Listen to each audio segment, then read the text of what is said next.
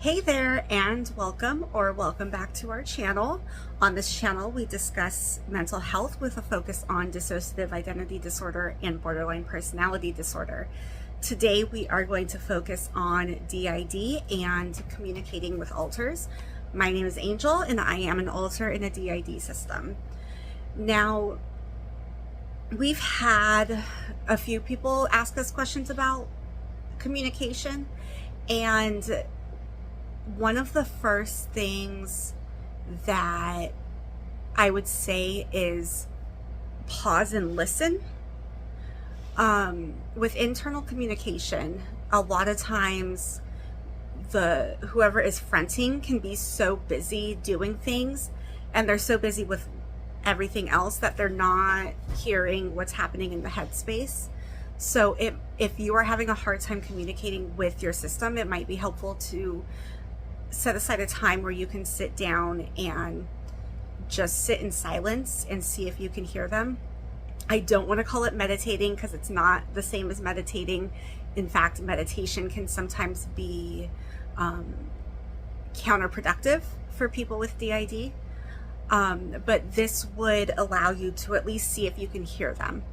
And if you do hear them, if you do hear someone, it's almost like yelling with your thoughts. Like if somebody's in co-conscious with me, meaning that they're aware of everything that's happening outside of the body, but they're not controlling the body. If somebody is co-conscious with me, it's very easy to speak to them because they're so close. But if I need to send a message back into the headspace or the inner world, I have to think louder so that the person I'm trying to talk to can hear me. We found it helpful to think of it as kind of an intercom system in our inner world. So in our inner world, if you use the intercom, then it means that whoever you are trying to speak to, they will hear the message. Now, this is something that has been in place since before our host knew about the system.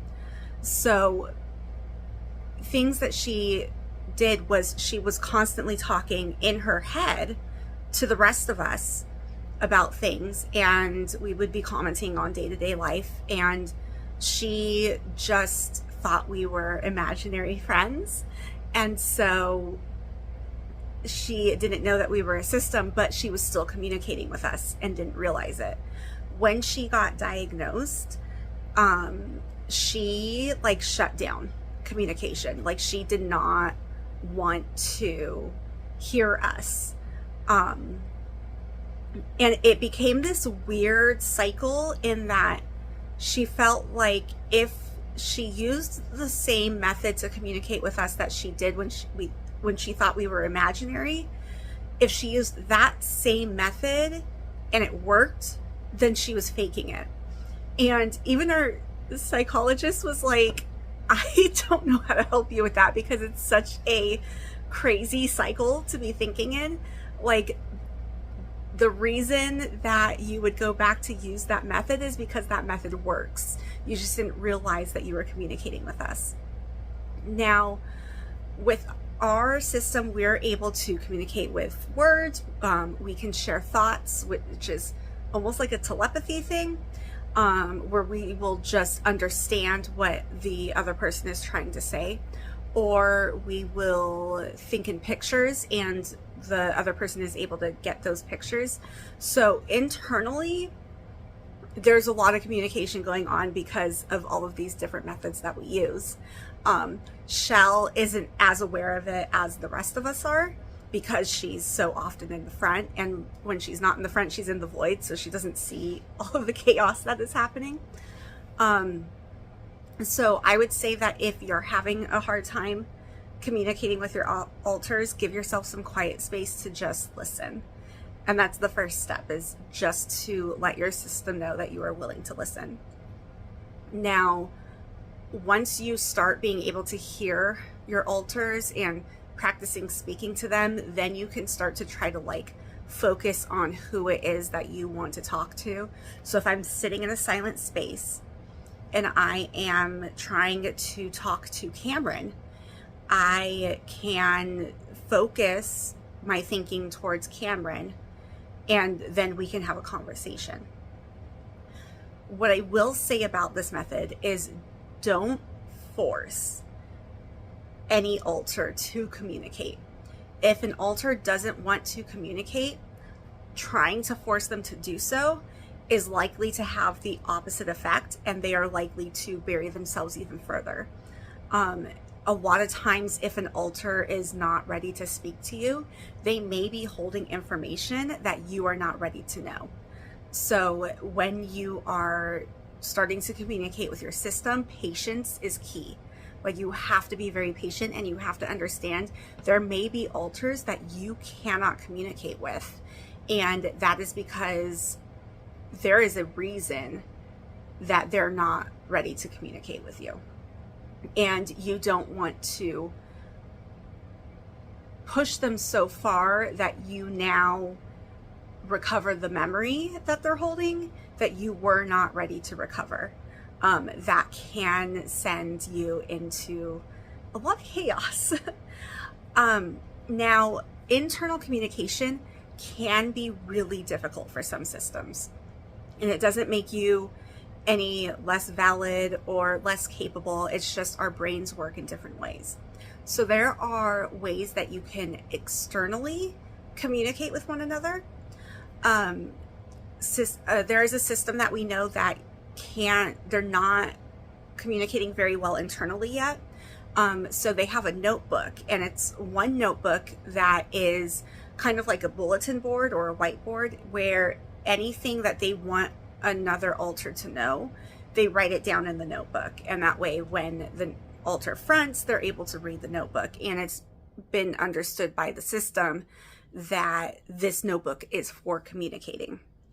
And as far as how you get your system to know that that's what the notebook is for, leave it open to a front page and have it say,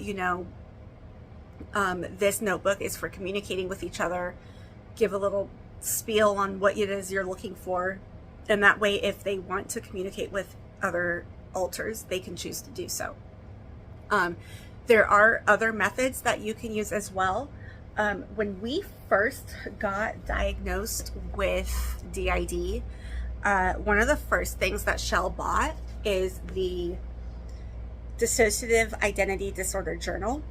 This is a journal that you can find on Amazon, and they have all kinds of different covers. Like, this is actually our first one. And this was the cover for that one.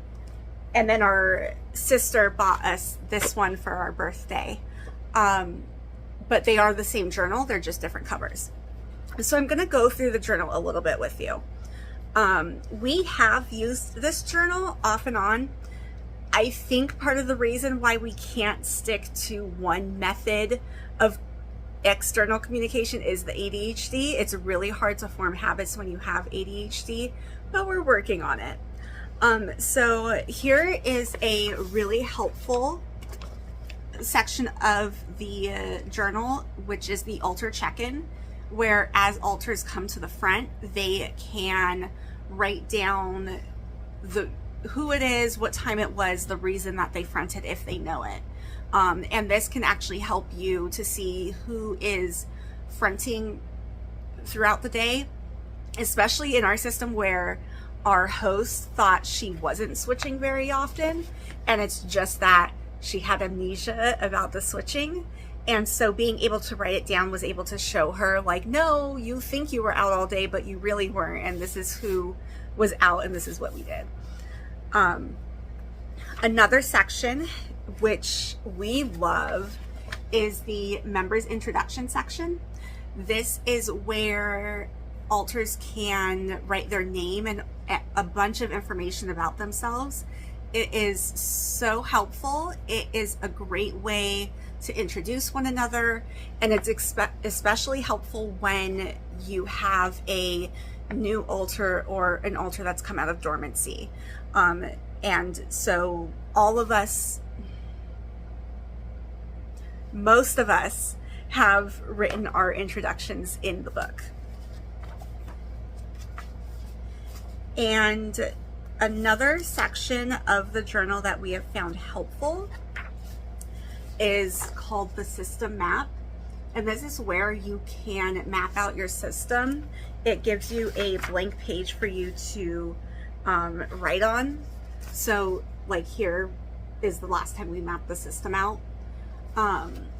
We have also, in the last journal that we had, we've used this space to also draw the inner world.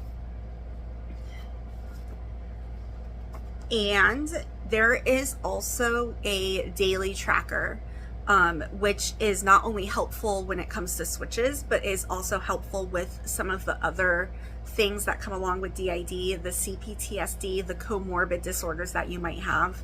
So the first part of this section is going to have your daily energy versus mood tracker, and you can see there on the bottom is the days, and on the, I guess this would be your, on this side there's batteries to show energy, and there's happy faces to show mood.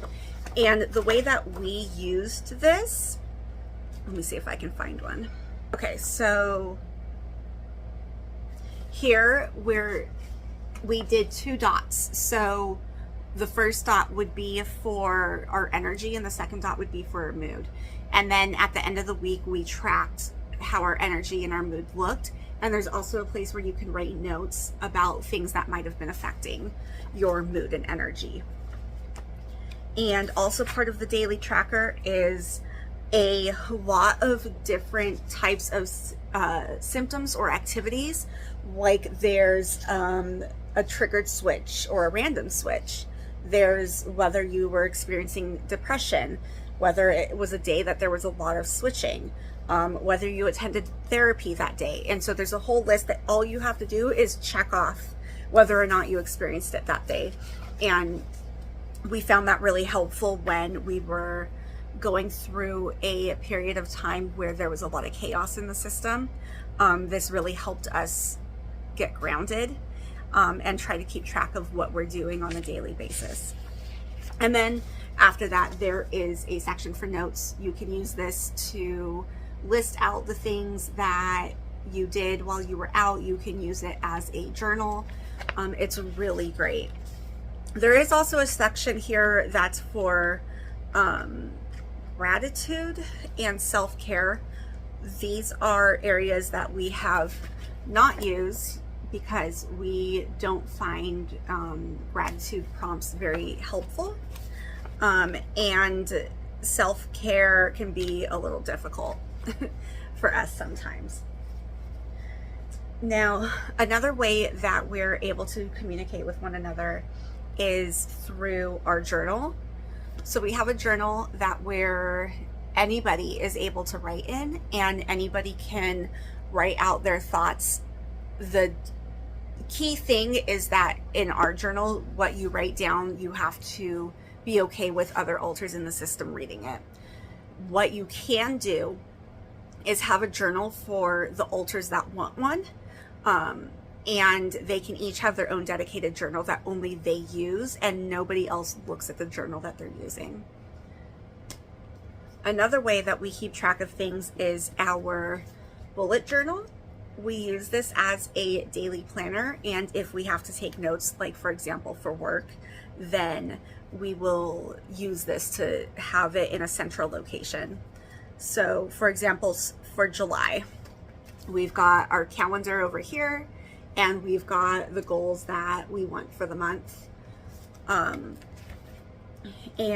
the next page is like savings and budget. So looking at how much money we're trying to save and how far along we are, as well as what bills do we have to pay and what has our spending been. This has been really helpful because I'll admit I'm one of them. There are members of the system who are kind of loosey-goosey with the money, and having it all written out can help us understand like, oh, there is a limit to how much money we have, and we can't just go spending as much as we want to. Here we have a bulletin board This is where anybody who friends that wants to give a message to the system, or if there's something important during the month that needs to be done, will write it here on the bulletin board. And then this is our weekly. It is set up kind of like the Happy Planner, because that was the first planner that our host really got into. So we have a lot of Happy Planner stickers. So our layout is so that we can use those stickers, because we have a lot, like a lot. So what we do is we use the middle section for decoration, and then we do the work week up here. We down here have the weekend, as well as spaces for notes and a to-do list right along the side. Not that side, this side. I'm looking at it backwards. So, and if you are interested in seeing how we set this up, let us know in the comments. And if you are interested, we can film our August setup so you can see how we get everything organized. The last way that we communicate with each other is we just started this notebook for TikTok, because what was happening is people would have ideas for TikToks. Like maybe they heard a sound that they liked and they want to use that in a TikTok. But what is happening is they would save the sound, and then when somebody is out who's like able to film, we have no idea why the sound is saved, and we have no idea what they were wanting to do. And because we can't control who is out and when, we allow each other to act out whatever TikTok somebody else may have come up with, unless it's something that's like really specific to that altar. Like there's certain things that we will only have Shell do because it's so specific to the role of the host. But that is brand new, and I'm hoping that it will clean up our sounds list, because we have a lot of things saved and I have no idea why any of them are saved. Hey, Veronica here, and I'm just popping in to mention something that Angel forgot to talk about. Another thing that you can use for communication is bulletin boards. We have one in the inner world that we use to communicate with each other, and we post like notices, or that's where the system rules are posted. It's in a central place that everybody can see. And you can also use it externally. Like we use a whiteboard to write notes to each other. We put our grocery list on there. Anything that might come up that is important for us to not forget between altars, we will write on that board. Another tool that we use that we really enjoy is a switching log that we got from dissociation.info, not sponsored. They have an Instagram page, and they also have an Etsy store where they sell DID related items. I'll go ahead and put the link in the description below, but I just want to show you what that switching log looks like. So it shows the date and the time, who switched, and why did you switch. Now this is an actual paper and it's double-sided. What we did was we stuck it inside a sheet protector so that we can use dry erase markers on there. And once the log has been filled up, we transfer it over to our paper log, and then we start from scratch again.